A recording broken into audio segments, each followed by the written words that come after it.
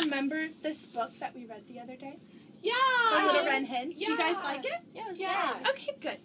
So as we're reading this book today, I'm going to show you guys a strategy that good readers do when they read books. And when good readers come across a word that they're not quite sure about, they stretch the word out sound by sound, and then they put it back together. Okay, so we're going to try this strategy today. So I'm going to start off with an example. So this morning when I was getting ready for school, one of the things I did was brush my hair. And as I was brushing my hair, I realized that the word brushed is really hard to sound out. You guys think so? Yeah. Okay, so I'm gonna have you guys help me sound the word brushed out. So I want you guys to start at the beginning of the word. So what letter is that? B. B. Okay. So what letter is that? Becca, do you know? R. R. Mm-hmm. Okay, so what letter do you guys think that is? U. Mm-hmm. U. Very good. Okay, so let's start from the beginning again. Shh. That's a tricky sound. Shh. Does anybody know what two letters make that sound? Shh. Anybody know? S. S is one of them. Okay. You know that second letter? Is it a C? Not a C.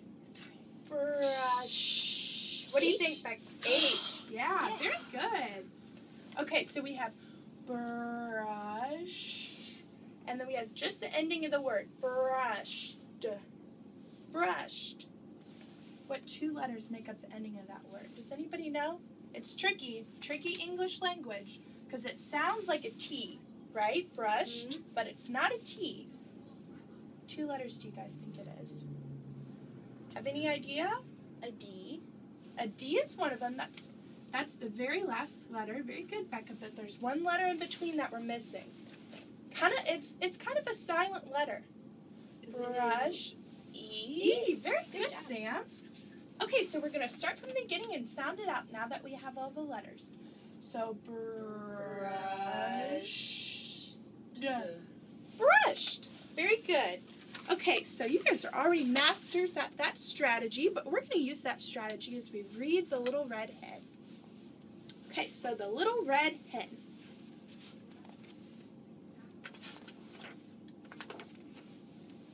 Once upon a time, there was a little red hen who shared her tiny cottage with a goose, a cat, and a dog. The goose was a gossip. She chatted with the... That's a tricky word, isn't it? You guys want to help me sound that word out? Sure. I'll bring it closer so you can see. Starts with an N, so ne. How about that E? Nay. There's the I, so let's start from the beginning again. Nay. And then this is the tricky part. Because just like the E was silent, the H is silent in it too, and so is the G. So, neighbors. Neighbors. Awesome. Okay, so I'll start from the beginning of the sentence. She chatted with the neighbors all day long. The cat was very vain. She brushed her fur, straightened her whiskers, and polished her claws all day long. So whenever you guys come across a word that you think is difficult to sound out, I want you guys to raise your hand and we'll stop and stretch out the word. Okay, so is there any words so far you want to stretch out? Yeah, Becca. Straightened. Straightened. Okay, so let's start from the beginning of that. That is a tricky word. So, straight. There's that GH sound again. Straightened. Straightened. Straightened. Very good. Okay, straightened her whiskers and polished her claws all day long. The dog was always sleepy. He napped on the front porch swing all day long.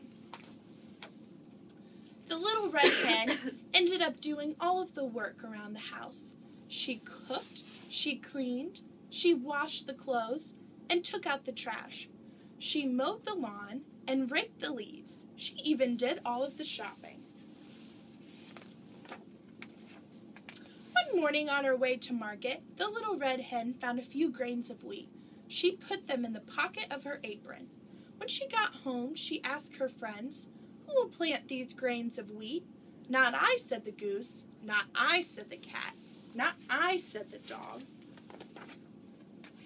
"Then I will plant them myself," said the little red hen. And she did.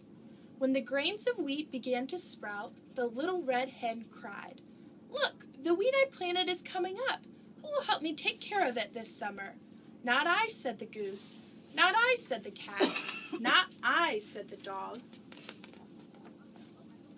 "Then I will take care of it myself," said the little red hen. And she did. All summer long she cared for the growing wheat. She made sure that it got enough water, and she hoed the weeds out carefully between each row. By the end of summer, the wheat had grown tall, and when it turned from green to gold, she asked her friends, "Who will help me cut and thresh this wheat?" "Not I," said the goose. "Not I," said the cat. "Not I," said the dog. "Then I will cut and thresh it myself," said the little red hen, and she did. When all of the wheat had been cut and threshed, the little red hen scooped the wheat into a... That's another tricky word, isn't it? Wheelbarrow. Can you guys sound that out with me? Wheelbarrow. Very good. Okay. Wheelbarrow, and said, "This wheat must be ground into flour. Who will help me take it to the mill?" "Not I," said the goose. "Not I," said the cat. "Not I," said the dog. Yes, Sam? You have a word that's tricky? Thresh? Yeah. Okay, so had been cut and threshed. So let's start from the beginning. Do you know that sound that the TH together makes? The. Okay, very good. So that's the first sound in the word. So threshed. So there's the SH again. Threshed. Very good. That's a good one to point out. Okay. "Then I will take it myself," said the little red hen, and she did. The miller ground the wheat into flour and put it into a bag for the little red hen. Then, all by herself, she pushed the bag home in the wheelbarrow. One cool fall morning, not many days later, the red hen got up early and said, "Today would be a perfect day to bake some bread. Who will help me bake a loaf of bread with the flour I brought home from the mill?" "Not I," said the goose. "Not I," said the cat. "Not I," said the dog. "Then I will take the bread myself," said the little red hen, and she did. She mixed the flour with milk and eggs and butter and salt. She kneaded the dough and shaped it into a nice plump loaf. Then she put the loaf in the oven and watched it as it baked. How do you say that word?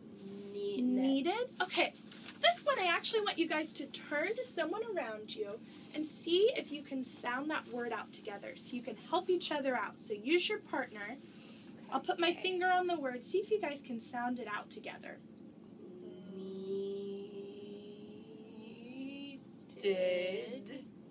Kneaded. Very good. You guys can help each other out. Okay. The smell of the baking bread soon filled the air. It smelled so delicious that the goose stopped chatting, the cat stopped brushing, and the dog stopped napping. One by one they came into the kitchen. When the little red hen took the freshly baked loaf of bread out of the oven, she said, "Who will help me eat this bread?" "Oh, I will," said the goose. "And I will," said the cat. "And I will," said the dog. "You will," said the little red hen, "who planted the wheat and took care of it?" "I did." "Who cut the wheat? Who threshed it and took it to the mill?" "I did." "Who brought the flour home and baked this loaf of bread?" "I did. I did it all by myself. Now I am going to eat it all by myself." And that is exactly what she did. Yes? What is that word? Exactly. Okay. Let's sound it out together then. One last time. Exactly. Exactly. Very good. Okay. So I want you guys to use this strategy that we used today during your independent time today when we read independently. Okay, so whoever is quietest, I'm going to send back to their desks first, and we're going to start independent reading. And I want you guys to remember the stretching out strategy as you're reading today. Okay, so Becca, you've been so quiet over there. You can go ahead and get up and get your book to read.